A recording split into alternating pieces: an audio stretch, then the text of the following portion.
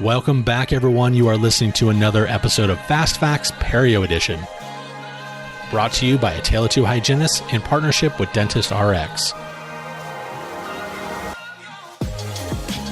And now, please welcome your host, Katrina Sanders.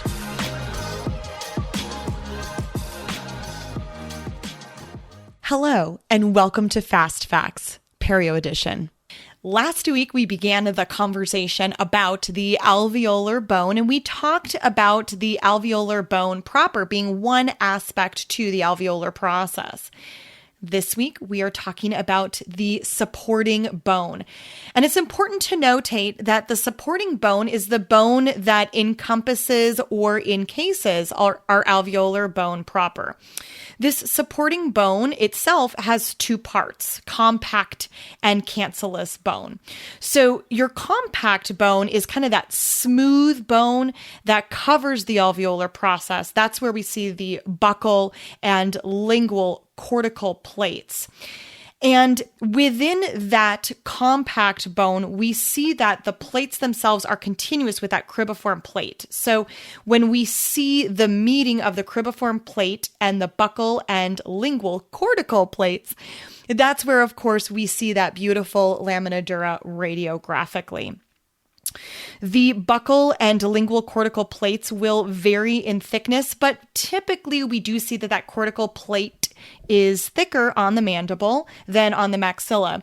That's why for those of us who practice in states where we can use local anesthesia, that's why it's oftentimes difficult for us to achieve adequate anesthesia if we're doing infiltrations on the mandible.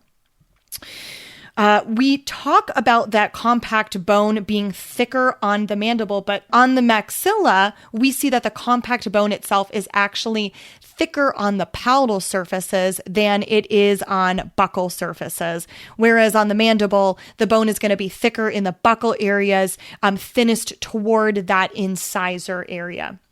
The other type of bone that we have is cancellous bone. That's kind of that spongy or trabeculated bone. And that spongy or trabeculated bone is the bone that fills in the areas in between the buccal and lingual cortical plates. And of course, in between the alveolar bone proper of adjacent teeth. We oftentimes do not see much, if any, cancellous bone when there is a close root proximity or when the roots of two teeth happen to be touching.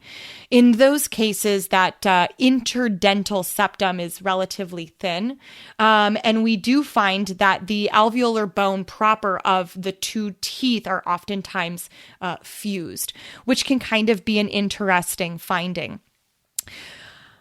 Well, there you have it. We have now covered the alveolar bone proper from last week and the supporting bone of this week.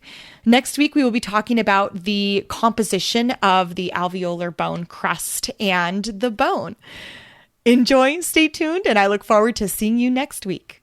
This has been another episode of Fast Facts Perio Edition with Katrina Sanders. Please feel free to reach me on Instagram at The Dental Wine Genist or on my website, www.katrinasanders.com. Cheers.